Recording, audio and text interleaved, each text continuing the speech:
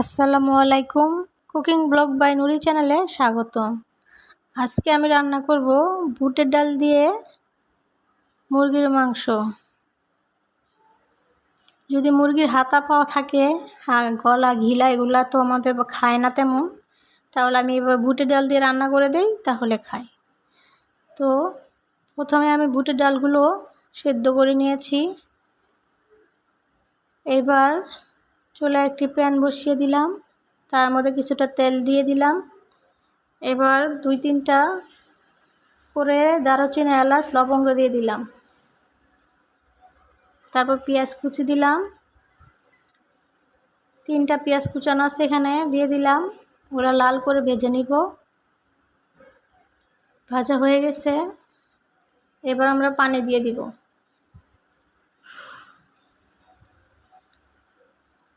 সামান্য পরিমাণ পানি দিলাম, মশলা কষিয়ে নেওয়ার জন্য যতটা পানির প্রয়োজন হয় ঠিক ততটাই। 1 চামচ আদা রসুন বাটা, 1 চামচ লবণ, 1/2 চামচ হলুদ গুঁড়া, 1/2 চামচের একটু বেশি মরিচ গুঁড়া, 1 চামচ ধনিয়া গুঁড়া দিয়ে এগুলো ভালো করে কষিয়ে নিব নেড়ে চেড়ে।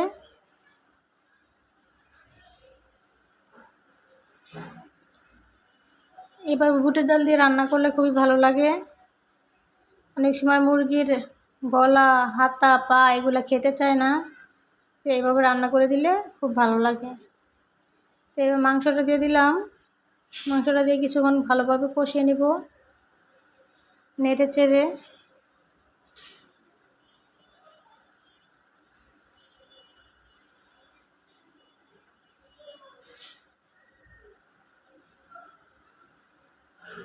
ঢেকে দিলাম। আবারও কিছুক্ষণ নেড়ে চেড়ে নিব, উল্টে পাল্টে ভালো করে, যাতে সবগুলোর সাথে মশলা লেগে যায়। নেড়ে আবারও ঢেকে দিব, কিছুক্ষণ কষিয়ে নেব যাতে তেলটা ছেড়ে আসে তখন পর্যন্ত। আপনি যদি আমার চ্যানেলে নতুন হন, অবশ্যই আমার চ্যানেলটি সাবস্ক্রাইব করবেন আর লাইক কমেন্ট করে পাশে থাকবেন।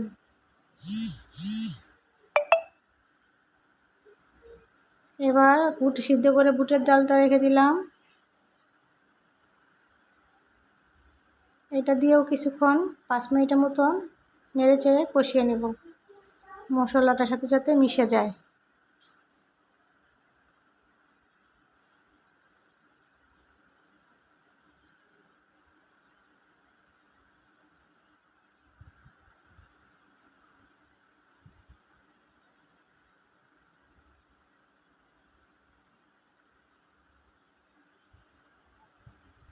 কষানোটা হয়ে গেছে, এবার আমরা পানি অ্যাড করব।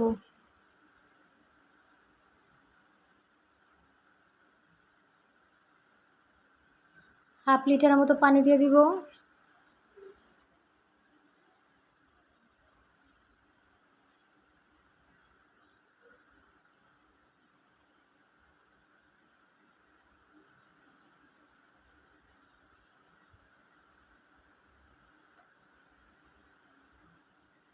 পানি দিয়ে নেড়ে চেড়ে ঢেকে রান্না করব প্রায় 15 মিনিটের মতন।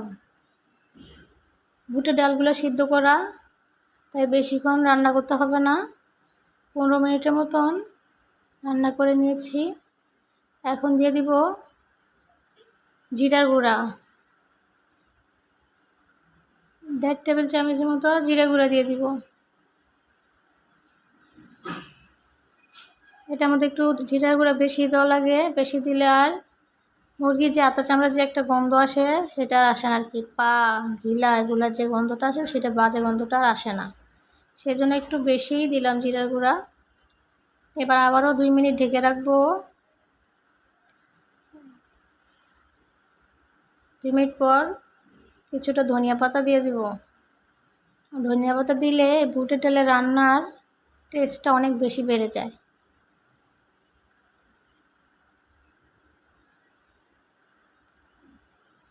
কিছুটা ধনিয়া পাতা দিয়ে এটা আবার ঢেকে রাখবো।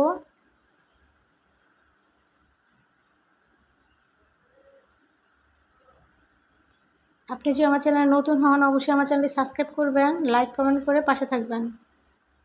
আর যারা আমার নিয়মিত ভিডিও দেখেন তারা অবশ্যই সবসময় সাপোর্ট করবেন এভাবেই, সেজন্য অসংখ্য ধন্যবাদ।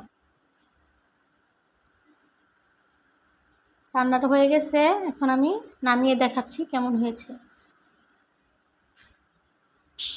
এই যে আমার সব ফাইনাল লুক, দেখেন কত সুন্দর হয়েছে, মাশাআল্লাহ।